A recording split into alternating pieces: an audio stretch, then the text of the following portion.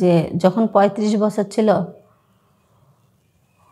তখন তার ভিতরে উত্তেজনাটা অন্য রকমের ছিল, আর এখন সেরকম মনে হয় না।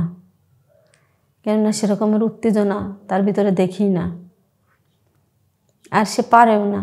এখন যাওয়ার আগে সে ফুতায় যায়, আর তার জিনিসটা, তার যন্ত্রটা হাজার চেষ্টা করলে এখন আগের মতো স্ট্রং হয় না। আসলে যখন তার বয়স শেষ তখন আমার বয়স শুরু। তোই আমার বয়স যত শুরু তখন আমি একটা মেয়ে কিভাবে থাকবো। আজকে আমার জীবনের কিছু ঘটে যাওয়া কিছু সত্য ঘটনা নিয়ে আসছে। আসলে অল্প বয়সে মেয়েদেরকে কখনো বিয়ে দিবেন না। মেয়েদেরকে একটু বয়স করে বিয়ে দিবেন, দিলে মেয়েরা শান্তি পাবে, আর যার সঙ্গে বিয়ে দিবেন সেও সুন্দর করে সংসার করতে পারবে। আসলে আমার বয়স যখন মাত্র 14, তখন আমার বিয়ে হয় 35 বছরের একটা ছেলের সঙ্গে। তো বিয়ে হওয়ার পরে যখন সে ঘরে এসে দরজা বন্ধ করত, তখন আমার ভয়ে দম বন্ধ হয়ে আসতো। না জানি সে আমার সঙ্গে কি করবে আর কেমনে কি করবে, এটা ভয় সবসময় মনের ভিতরে থাকতো। তারপর একদিন এরকম করে করে পর একদিন স্বামী আইসা রুমের দরজা লাগাইছে। দরজা লাগাইলে আমি ভয়ে, আগের দিন আমার খুব কষ্ট দিছে, পরের দিন আবার যখন দরজা লাগাইছে রাত্রে, তখন আমার খুব ভয় লাগতেছে। ভয় লাগলে আমাকে বলতেছে যে ভয় পেও না, কালকে জোরে দিছে আজকে আসতে দেব, তুমি ভয় পেও না। তো আমি বললাম দেখো তুমি তো যখন এটা করো তখন তখন পাগলা হয়ে যাও, তখন তোমার কোনো সেন্স থাকে না, তুমি আসতে দিও, জোরে দিলে আমার ব্যথা লাগে। আচ্ছা ঠিক আছে। তো তখন সে আমার আসতে দিল, আমি একটু হয় নাই। এরকম করতে করতে অনেকটা দিন, সংসারের বয়স অনেক দিন হয়ে গেল। হয়ে যাওয়ার পর তখন আমার বয়স 25 হয়ে গেছে, আর আমার স্বামীর বয়স তখন 46 বছর 46 বছর আমার স্বামীর বয়স। তখন আমার স্বামী যদি ঘরে এসে দরজাও লাগায়, তখন আমার কিছু মনে হয় না। কেননা জানেন, যে যখন 35 বছর ছিল তখন তার ভিতরে উত্তেজনাটা অন্য রকমের ছিল, আর এখন সেরকম মনে হয় না। কেননা সেরকমের উত্তেজনা তার ভিতরে দেখি না, আর সে পারেও না। এখন যাওয়ার আগে সে ফুতায় যায়, আর তার জিনিসটা, তার যন্ত্রটা হাজার চেষ্টা করলে এখন আগের মতো স্ট্রং হয় না। আসলে যখন তার বয়স শেষ তখন আমার বয়স শুরু। তোই আমার বয়স যত শুরু তখন আমি একটা মেয়ে কিভাবে থাকবো। থাকা সম্ভব? কখনো থাকা সম্ভব না।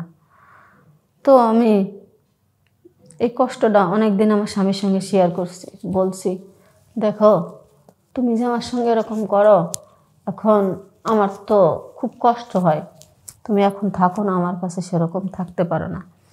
তখন আমার স্বামী বলতেছে দেখো আমি তো এখন আমার বয়সটা বেশি হয়ে গেছে। তো বলতেছে তোমার বয়স বেশি হয়েছে, এখন তোমার বয়স বেশি হয়েছে বলতেছো, আর যখন তোমার বয়স বেশি ছিল, কম ছিল আমার বয়স, তখন তোমার বয়স যখন ঠিক ছিল আমার বয়স তখন কম ছিল, আর এখন আমার বয়স, এখনই তুমি এই কথা বলতেছো, তাহলে তোমার প্রয়োজনটা আমি কার সঙ্গে মিটাবো, কার কাছে যাব আমি? তখন সে বলতেছে কেন, সারা জীবনে যে এক রকমের বয়স থাকে, বা সবসময় যদি একরকম জিনিস করা যায় তাহলে তো হয়। তো আমি বললাম যে কেন করতে পারবে না কেন? যদি করতেই না পারো তাহলে ওই সময় ওই টাইমে বিয়ে করার কি দরকার ছিল? বয়সটা হয়তো ঠিক বয়সের সময় বিয়ে করতা, তাহলে তো যদি ঠিক বয়সের সময় বিয়ে করতা তাহলে এরকম হইতো না। তুমি তো ঠিক বয়সে বিয়ে করো নাই, তাহলে এই কষ্টটা তো তোমার ফিল করতেই হবে। আর আমি তো তখন বুঝি নাই, বয়স কম ছিল। এখন তোমার পারফেক্ট বয়স, এখন আমার সব কিছু উত্তেজনা এখন আমার বাড়তি। এখন তুমি তোমারটা শেষ হয়ে গেছে, তাহলে আমার নিশ্চয় অন্য কোনো লাইন ধরতে হবে। তখন আমার স্বামী বলতেছে, কি বলো এগুলা? এগুলা কি?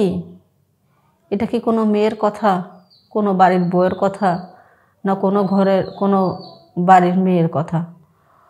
তাই বললাম যে তুমি যেটা ভাবতে পারো আর যেটা মনে করো সেটা তোমার ব্যাপার, সেখানে আমার কোনো কিচ্ছু না। যে আমার স্বামীর সঙ্গে এক কথায় দুই কথায় অনেক কথা কাটাকাটি, অনেক ঝড়গাঝাটি প্রায় এক প্রকার লাগলো। লাগার পর আমার স্বামী বলতেছে, আচ্ছা ঠিক আছে, তুমি টেনশন করো না, এরপরে তোমার পরিপূর্ণভাবে দেওয়ার জন্য চেষ্টা করব। তারপর আমার স্বামী একদিন একটা ডাক্তারের কাছে গেলে সেক্সের 2টা ওষুধ দিছে। 2টা ওষুধ দিছে, দিয়ে বলছে এই 2টা খান, খাইলে আপনার এটা ঠিক হইব। আসলে সে ওষুধটা নিয়ে এসে আমার স্বামী খাইছে। খাইলে কি হবে? কোনো কাজ হয় না। কেন কাজ হয় না সেটাও বলি।